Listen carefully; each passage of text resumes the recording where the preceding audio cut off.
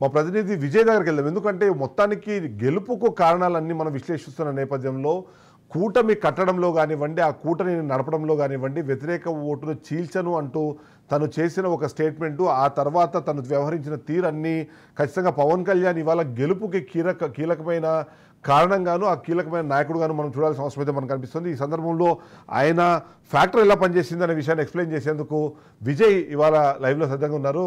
విజయ్, ఏంటి ఓవరాల్గా చూస్తే అంటే గెలుపోవడంలో సంబంధించి డిస్కషన్ చేసే క్రమంలో పిఠాపురంలో ఆల్మోస్ట్ పవన్ కళ్యాణ్ని ఓడించేందుకు అందరూ ఏకమయ్యారు. అక్కడ వందలాది కోట్లు డిప్యూట్ అయినాయని కూడా మనము గతంలో మాట్లాడుకున్నాం. ఇప్పుడు చూస్తే తను అత్యధిక మెజారిటీ దిశగా తను వెళ్తుండడమే కాకుండా మొత్తం కూటమి విజయానికి తను సెంటర్ పాయింట్గా మిగిలినట్టుగా అర్థమవుతోంది. ఏమంటారు తను ఆ ఫ్యాక్టర్స్ మొత్తం ఒకసారి ఎక్స్ప్లెయిన్ చేయండి. ఈరోజు మొత్తం అంటే టీడీపీకి ఎంత లీడ్ వస్తుందో ఈ మొత్తం ఒక ఎత్తు, పవన్ కళ్యాణ్ విజయం పిఠాపురంలో ఒక ఎత్తుగా కనిపిస్తోంది. ఏపీ వ్యాప్తంగానే కాదు, ఇటు రెండు తెలుగు రాష్ట్రాల్లో కూడా అటు ఎక్స్ వేదికగా కావచ్చు, లేకపోతే మిగిలిన సోషల్ మీడియా వేదికగా కావచ్చు, మొత్తంగా పవన్ కళ్యాణ్ ఫుల్ ఆన్ ట్రెండ్లో ఉన్నారని చెప్పుకోవచ్చు చిదంబర్. ఇకపోతే అసలు మొత్తంగా పవన్ కళ్యాణ్ కూటమిని కలిపేందుకు లేకపోతే కూటమిని ఏకం చేసేందుకు పవన్ కళ్యాణ్ చేసినటువంటి ప్రయత్నాలు కావచ్చు, ఒకవైపు బీజేపీ వాళ్ళు సంసిద్ధంగా లేకపోయినా కానీ వ్యతిరేకత తెలుపుతున్నప్పటికీ కూడా పవన్ కళ్యాణ్ మాత్రం ఏమాత్రం వెనక్కి తగ్గకుండా లేదు, ఖచ్చితంగా వ్యతిరేక ఓటు చీలిపోకూడదు, గత ఎన్నికల్లో అలా జరగడం వల్లే వైసీపీకి అంత మెజార్టీ వచ్చింది, ఈసారి అలా జరగడానికి వీల్లేదు అని చెప్పి బీజేపీ పెద్దల్ని ఒప్పించి అవసరమైతే బీజేపీ పెద్దల కాళ్ళు పట్టుకోవడానికి కూడా నేను సిద్ధమే అని చెప్పి పవన్ కళ్యాణ్ ఖచ్చితంగా కూటమిని కలిపేందుకు పవన్ కళ్యాణ్ పాత్ర ఎంతైనా ఉందని చెప్పుకోవాలి. నిజానికి పవన్ కళ్యాణ్ పాత్ర ఇక్కడ హైలైట్గా నిలిచిందని చెప్పుకోవాలి. అటు చంద్రబాబు కావచ్చు, లేకపోతే అటు బీజేపీ పెద్దలు కావచ్చు, కలవాలా లేదా అనేటువంటి ఒక సంశయంలో ఉన్నప్పుడు చంద్రబాబు ఒక కేసు విషయంలో భాగంగా ఆయన జైల్లో ఉండాల్సి వచ్చింది. ఆ టైంలోనే పవన్ కళ్యాణ్ వెళ్ళి చంద్రబాబును కలవడం కావచ్చు, అక్కడి నుంచే రాజకీయ ముఖ చిత్రం ఒక్కసారిగా ఆంధ్రప్రదేశ్లో మారిపోయిందని చెప్పుకోవాలి చిదంబర్. అందులో భాగంగానే ఆ తర్వాత పవన్ కళ్యాణ్ బయటికి రావడం కావచ్చు, ఒకవైపు లోకేష్, ఒకవైపు బాలకృష్ణ సెంట్రిక్గా పవన్ కళ్యాణ్ పాలిటిక్స్ నడిచాయని చెప్పుకోవాలి ఆ రోజు.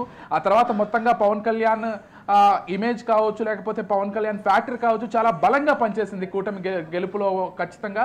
అయితే పవన్ కళ్యాణ్ మొదటి నుంచి కూడా కూటమి కూర్పులో భాగంగా ఆయన సీట్ల విషయంలో కావచ్చు, లేకపోతే ఇతర విషయాల్లో కావచ్చు చాలా తగ్గి వ్యవహరించారు.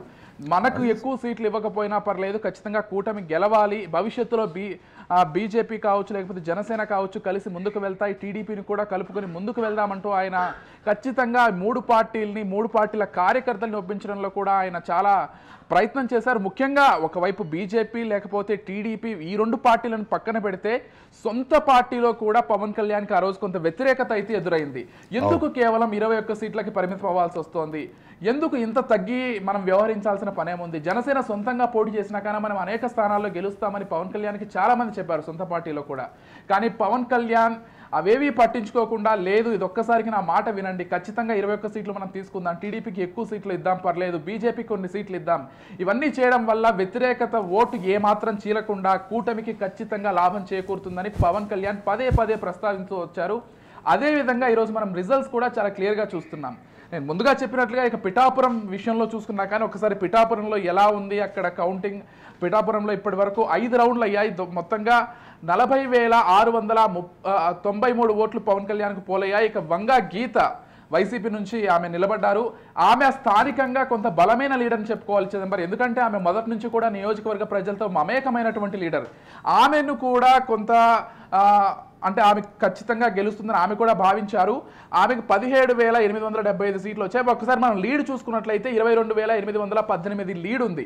కేవలం 5వ రౌండ్ వరకు మాత్రమే ఇది. ఇంకా ఇది కాకుండా 13 రౌండ్లు ఉన్నాయి. మరి 13 రౌండ్లకు సంబంధించి ఎంత లీడ్లోకి వెళ్తారని ఇప్పటికే దానికి సంబంధించిన అంచనాలు కూడా జరుగుతున్నాయి.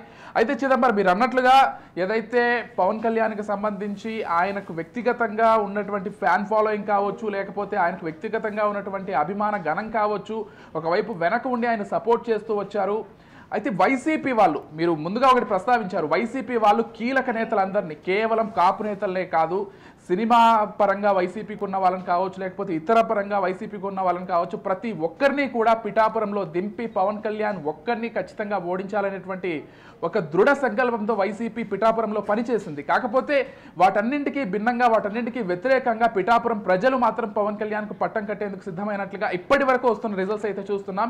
ఇంకా 13 రౌండ్లు ఉన్నాయి, ఫైనల్ రిజల్ట్ ఏదైతే కాదు. కాకపోతే ప్రస్తుతం ఉన్నటువంటి అప్డేట్స్ ప్రకారం పవన్ కళ్యాణ్ దాదాపుగా 22,818 లీడ్తో కొనసాగుతున్నారు. ఈ లీడ్ మరింత పెరిగే అవకాశం ఉందని కూడా చెప్తున్నారు. అయితే ఆంధ్రప్రదేశ్ వ్యాప్తంగా చిదంబరం మనం గమనించినట్లయితే ఆంధ్రప్రదేశ్ ఎన్నికలకు సంబంధించి చాలా చోట్ల బెట్టింగ్లు కూడా నడుస్తున్నాయి. అంటే అంత అనఫిషియల్ అయినప్పటికీ కూడా, ఇదంతా చట్ట వ్యతిరేకమైనప్పటికీ కూడా జరుగుతున్నటువంటి విషయాన్ని సోషల్ మీడియా వేదికగా కావచ్చు, మనకు వస్తున్నటువంటి కొంత సమాచారం మేరకు కావచ్చు, బెట్టింగ్లు కూడా జరుగుతున్నట్లుగా తెలుస్తుంది. ప్రధానంగా పవన్ కళ్యాణ్ గెలుపుకు సంబంధించి, పవన్ కళ్యాణ్కి ఎంత మెజారిటీ వస్తుంది అనే దానికి సంబంధించి కూడా కొన్ని వందల కోట్ల బెట్టింగ్ జరుగుతున్నట్లుగా కూడా మనకు సమాచారం అందుతుంది. చిదంబరం మొత్తానికైతే కూటమి గెలుపులో భాగంగా, లేకపోతే కూటమి ఇంత వరకు రావడానికి పవన్ కళ్యాణ్ ఖచ్చితంగా కారణం. Pawan Kalyan is the game changer అని ఈరోజు సోషల్ మీడియాలో ప్రధానంగా ట్రెండింగ్ అవుతుంది చిదంబరం.